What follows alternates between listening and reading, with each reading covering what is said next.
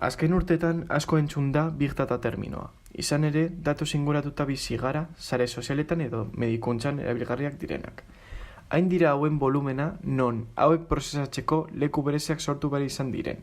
Datuak prozesatzeko zentro bezala ezagutzen direnak. Zentro hauek, ordea, energia kontsumo ikaragarria dute. Datuak prozesatzeko erabiltzen den hardware ahaltsua etengabe piztuta egon behar baita, lan karga handia jasanez. Gainera, hardware hau temperatura egokia mantentzeko hoste sistemak erabiltzen dira. Hauek etengabe funtzionamenduan egon behar dute, eta izugarrizko kontsumo elektrikoa dute. Eta orduan, zer egin daiteke energia kontsumoaren arazoari aurre egiteko? Lehenik, teknologia berri eta eraginkorragoen erabilpenak eta baliabideen optimizazioak eraginkortasuna mantenduz, energia gutxiago kontsumitzea ahalbidetuko luke. Beste aldetik, sistemen kontsumoaren monitorizazio zein analizia ezinbestekoa da, eraginkorrak edo beharrezkoak ez diren baliabideak identifikatzeko.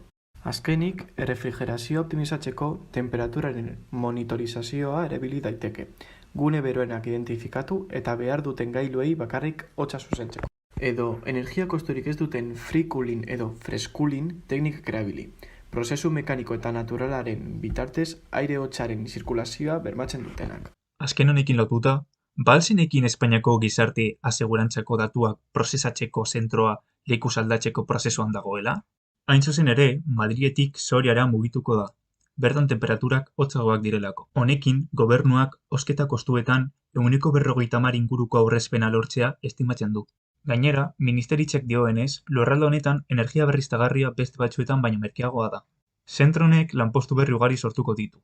Agian, hemendik pare bat urteetara, Espainia ustua betetzen lagunduko du. Hau izan da dena. Espero dugu bideoa gustatu izana. Hurren arte.